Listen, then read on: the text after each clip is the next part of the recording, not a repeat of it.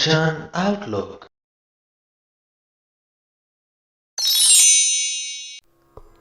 ਪਰਮਾਤਮਾ ਕਿਸ ਦੇ ਉੱਪਰ ਆਪਣੀ ਮਿਹਰ ਕਰਦਾ ਹੈ? ਕੀ ਮਾਪਦੰਡ ਹੈ ਜਿਹਦੇ ਆਧਾਰ ਤੇ ਪਰਮਾਤਮਾ ਜੀਵਾਂ ਨੂੰ ਚੁਣਦਾ ਹੈ ਜਿਨ੍ਹਾਂ ਤੇ ਉਸਨੇ ਮਿਹਰ ਕਰਨੀ ਹੈ? ਇਸ ਸਵਾਲ ਦਾ ਉੱਤਰ ਅੱਜ ਦੇ ਅੰਗ ਦੀ ਬਾਣੀ ਦੇ ਵਿੱਚੋਂ ਸਾਨੂੰ ਮਿਲੇਗਾ। ਇਹ ਜਾਣਕਾਰੀ ਬਹੁਤ ਸਾਰੇ ਜੀਵਾਂ ਦੇ ਲਈ, ਬਹੁਤ ਸਾਰੇ ਮਨੁੱਖਾਂ ਦੇ ਲਈ ਲਾਭਦਾਇਕ ਸਾਬਿਤ ਹੋ ਸਕਦੀ ਹੈ, ਖਾਸ ਕਰਕੇ ਉਹ ਮਨੁੱਖ ਜੋ ਆਪਣੇ ਆਪ ਤੇ ਬੜਾ ਮਾਣ ਕਰਦੇ ਹਨ। ਸੋ ਆਓ ਕੋਸ਼ਿਸ਼ ਕਰੀਏ ਇਸ ਜਾਣਕਾਰੀ ਨੂੰ ਵੱਧ ਤੋਂ ਵੱਧ ਲੋਕਾਂ ਤੱਕ ਪਹੁੰਚਾਉਣ ਦੀ। ਪੂਰੇ ਸੰਦੇਸ਼ ਨੂੰ ਚੰਗੀ ਤਰ੍ਹਾਂ ਸਮਝਣ ਦੇ ਲਈ ਵੀਡੀਓ ਨੂੰ ਅੰਤ ਤੱਕ ਵੇਖਣ ਦੀ ਖੇਚਲ ਜ਼ਰੂਰ ਕਰਿਓ। ਆਓ ਹੁਣ ਸ਼ੁਰੂਆਤ ਕਰਦੇ ਹਾਂ ਸ੍ਰੀ ਗੁਰੂ ਗ੍ਰੰਥ ਸਾਹਿਬ ਜੀ ਦੇ 394ਵੇਂ ਅੰਗ ਦੀ ਬਾਣੀ ਦੀ ਵਿਆਖਿਆ ਦੀ। ਆਸਾ ਘਰ ਸਤਵਾਂ ਮਹਿਲਾ ਪੰਜਵਾਂ, ਹਰ ਕਾ ਨਾਮ ਹਿਰਦੈ ਨਿਤ ਧਿਆਈ, ਸੰਗੀ ਸਾਥੀ ਸਗਲ ਤਰਾਈ। ਗੁਰੂ ਸਾਹਿਬ ਕਹਿੰਦੇ, ਹੇ ਭਾਈ, ਮੈਂ ਪ੍ਰਮਾਤਮਾ ਦਾ ਨਾਮ ਸਦਾ ਆਪਣੇ ਹਿਰਦੇ ਵਿੱਚ ਧਿਆਉਂਦਾ ਹਾਂ। ਇਸ ਤਰ੍ਹਾਂ ਮੈਂ ਸੰਸਾਰ ਸਮੁੰਦਰ ਤੋਂ ਪਾਰ ਲੰਘਣ ਜੋਗਾ ਹੋ ਰਿਹਾ, ਖੁਦ ਤੇ ਹੋ ਹੀ ਰਿਹਾ ਹਾਂ, ਆਪਣੇ ਸੰਗੀਆਂ ਸਾਥੀਆਂ ਨੂੰ ਪਾਰ ਲੰਘਾਉਣ ਜੋਗਾ ਵੀ ਬਣ ਰਿਹਾ ਹਾਂ। ਗੁਰ ਮੇਰਾ ਸੰਗ ਸਦਾ ਹੈ ਨਾਲੇ, ਸਿਮਰ ਸਿਮਰ ਤਿਸ ਸਦਾ ਸੰਭਾਲੇ ਰਹਾਉ। ਮੇਰਾ ਗੁਰੂ ਸਦਾ ਮੇਰੇ ਨਾਲ ਵਸਦਾ ਹੈ, ਮੇਰੇ ਅੰਗ ਸੰਗ ਰਹਿੰਦਾ ਹੈ। ਗੁਰੂ ਦੀ ਹੀ ਕਿਰਪਾ ਨਾਲ ਮੈਂ ਉਸ ਪਰਮਾਤਮਾ ਨੂੰ ਸਦਾ ਸਿਮਰ ਕੇ ਸਦਾ ਹੀ ਆਪਣੇ ਹਿਰਦੇ ਵਿੱਚ ਵਸਾਈ ਰੱਖਦਾ ਹਾਂ।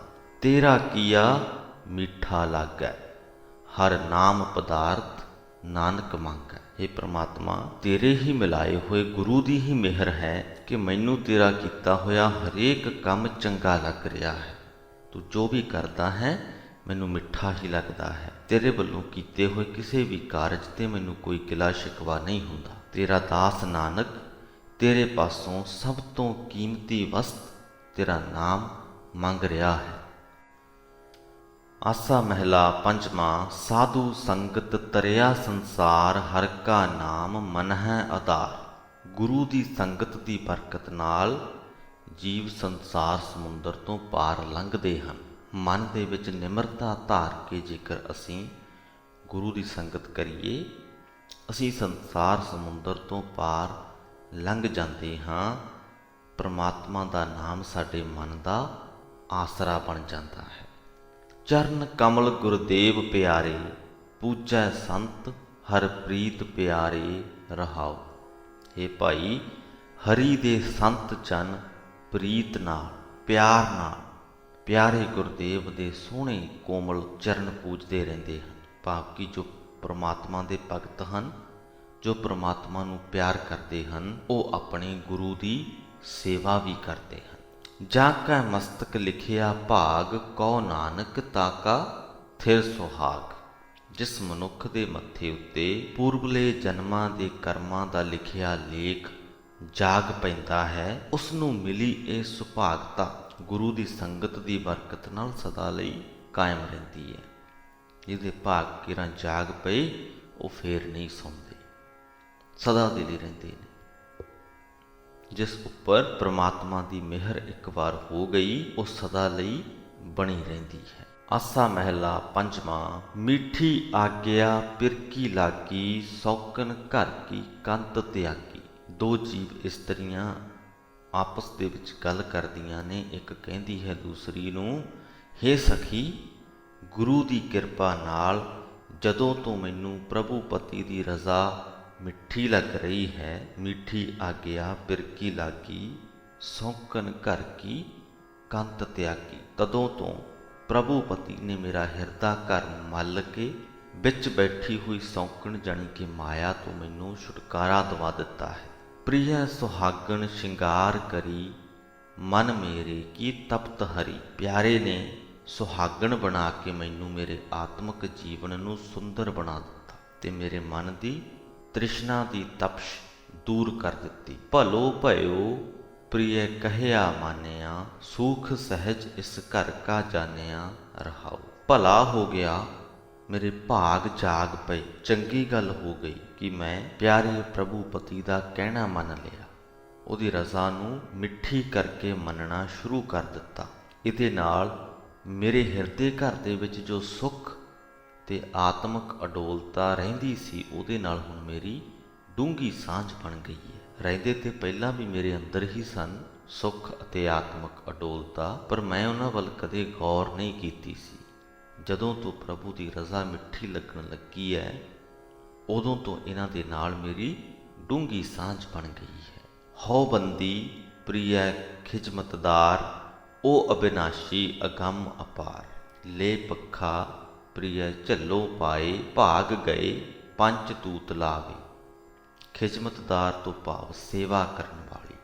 ਹੇ ਸਖੀ, ਹੁਣ ਮੈਂ ਪਿਆਰੇ ਪ੍ਰਭੂ ਪਤੀ ਦੀ ਦਾਸੀ ਬਣ ਗਈ ਹਾਂ, ਸੇਵਾਦਾਰਨੀ ਬਣ ਗਈ ਹਾਂ।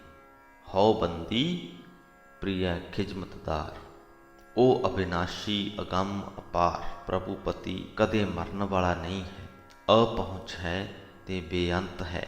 ਗੁਰੂ ਦੀ ਕਿਰਪਾ ਨਾਲ ਜਦੋਂ ਤੋਂ ਪੱਖਾ ਹੱਥ ਵਿੱਚ ਫੜ ਕੇ ਉਸ ਦੇ ਪੈਰਾਂ ਦੇ ਵਿੱਚ ਖਲੋ ਕੇ ਮੈਂ ਉਸ ਪਿਆਰੇ ਨੂੰ ਪੱਖਾ ਝੱਲਦੀ ਰਹਿੰਦੀ ਹਾਂ, ਤਦੋਂ ਤੋਂ ਮੇਰੇ ਆਤਮਿਕ ਜੀਵਨ ਦੀਆਂ ਜੜ੍ਹਾਂ ਕੱਟਣ ਵਾਲੇ ਕਾਮ ਆਦਿਕ ਪੰਜੇ ਹੀ ਵੈਰੀ ਭੱਜ ਗਏ ਹਨ। ਭਾਵ ਕਿ ਜਦੋਂ ਤੋਂ ਪਰਮਾਤਮਾ ਦੀ ਸੇਵਾ ਕਰਨ ਲੱਗੇ ਹਾਂ, ਉਦੋਂ ਤੋਂ ਵਿਕਾਰਾਂ ਤੋਂ ਛੁਟਕਾਰਾ ਮਿਲ ਗਿਆ ਹੈ।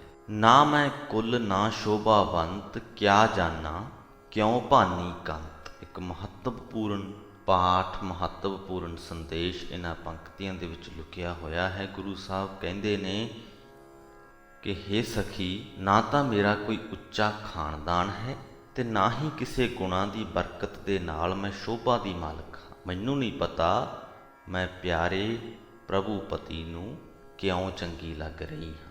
ਕਿਆ ਜਾਨਾ ਕਿਉਂ ਭਾਨੀ ਕੰਤ, ਮੋਹੇ ਅਨਾਥ ਗਰੀਬ ਨਿਮਾਨੀ, ਕੰਤ ਪਕਰ ਹਮ ਕੀਨੀ ਰਾਨੀ। ਮੈਨੂੰ ਅਨਾਥ ਗਰੀਬੜੀ ਨਿਮਾਣੀ ਨੂੰ ਕੰਤ ਪ੍ਰਭੂ ਨੇ ਬਾਹੋਂ ਫੜ ਕੇ ਰਾਣੀ ਬਣਾ ਲਿਆ ਹੈ। ਜਬ ਮੁਖ ਪ੍ਰੀਤਮ ਸਾਜਨ ਲਾਗਾ, ਸੂਖ ਸਹਿਜ ਮੇਰਾ ਧਨ ਸੁਹਾਗਾ। ਇਹ ਸਹੇਲੀਏ, ਜਦੋਂ ਤੋਂ ਮੈਨੂੰ ਮੇਰਾ ਸੱਜਣ ਪ੍ਰੀਤਮ ਮਿਲਿਆ ਹੈ, ਮੇਰੇ ਅੰਦਰ ਆਨੰਦ ਬਣ ਰਿਹਾ ਹੈ, ਆਤਮਿਕ ਅਡੋਲਤਾ ਪੈਦਾ ਹੋ ਗਈ ਹੈ, ਮੇਰੇ ਭਾਗ ਜਾਗ ਪਏ ਹਨ। ਕਹੋ ਨਾਨਕ ਮੋਰੀ ਪੂਰਨ ਆਸਾ, ਸਤਿਗੁਰ ਮੇਲੀ ਪ੍ਰਭ ਗੁਣ ਤਾਸਾ। ਹੇ ਨਾਨਕ ਆਖ, ਹੇ ਸਹੇਲੀਏ, ਪ੍ਰਭੂ ਪਤੀ ਦੇ ਮਿਲਾਪ ਦੀ ਮੇਰੀ ਆਸ ਪੂਰੀ ਹੋ ਗਈ ਹੈ। ਸਤਿਗੁਰੂ ਨੇ ਹੀ ਮੈਨੂੰ ਗੁਣਾਂ ਦੇ ਖਜ਼ਾਨੇ ਉਸ ਪਰਮਾਤਮਾ ਦੇ ਨਾਲ ਮਿਲਾਇਆ ਹੈ। ਆਸਾ ਮਹਿਲਾ ਪੰਜਵਾਂ। ਮਾਥੈ ਤ੍ਰਿਕੁਟੀ ਦ੍ਰਿਸ਼ਟ ਕਰੂਰ, ਬੋਲੇ ਕੌੜਾ ਜਿਹਬਾ ਕੀ ਫੂਲ।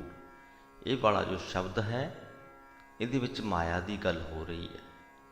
ਉਸ ਮਾਇਆ ਨੂੰ ਇੱਕ ਜੀਵ ਇਸਤਰੀ ਦੇ ਤੌਰ ਤੇ ਦਿਖਾਇਆ ਗਿਆ ਹੈ।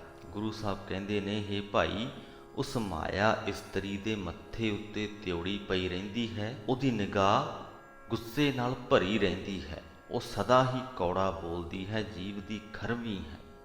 ਸਦਾ ਭੁੱਖੀ ਪਿਰ ਜਾਣੈ ਦੂਰ।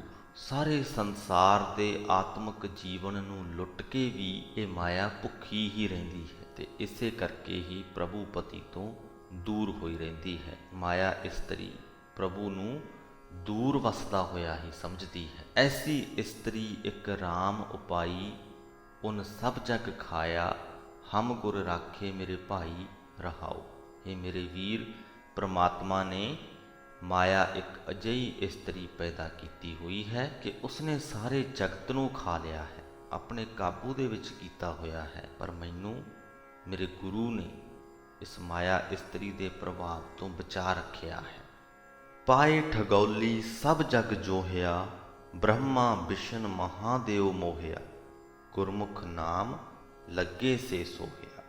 ਮਾਇਆ ਇਸਤਰੀ ਨੇ ਠੱਗ ਬੂਟੀ ਖਵਾ ਕੇ ਸਾਰੇ ਜਗਤ ਨੂੰ ਆਪਣੀ ਤੱਕ ਵਿੱਚ ਰੱਖਿਆ ਹੋਇਆ ਹੈ। ਜੀਵਾਂ ਦਾ ਤਾਂ ਕਹਿਣਾ ਹੀ ਕਿ ਇਸ ਮਾਇਆ ਨੇ ਤਾਂ ਬ੍ਰਹਮਾ ਨੂੰ, ਵਿਸ਼ਨੂੰ ਨੂੰ, ਸ਼ਿਵ ਨੂੰ ਵੀ ਆਪਣੇ ਮੋਹ ਵਿੱਚ ਫਸਾਇਆ ਹੋਇਆ ਹੈ। ਜਿਹੜੇ ਮਨੁੱਖ ਗੁਰੂ ਦੀ ਸ਼ਰਨ ਪੈ ਕੇ ਪਰਮਾਤਮਾ ਦੇ ਨਾਮ ਵਿੱਚ ਜੁੜੇ ਰਹਿੰਦੇ ਨੇ, ਉਹ ਇਸ ਤੋਂ ਬਚ ਕੇ ਸੋਹਣੇ ਆਤਮਿਕ ਜੀਵਨ ਵਾਲੇ ਬਣੇ ਰਹਿੰਦੇ ਨੇ। ਵਰਤ ਨੇਮ ਕਰ ਥਾਕੇ ਪੁਨੈ ਚਰਨਾ, ਤਟ ਤੀਰਥ ਭਵੇ ਸਭ ਧਰਨਾ, ਸੇ ਉਬਰੇ ਜੇ ਸਤਿਗੁਰ ਕੀ ਸ਼ਰਨਾ।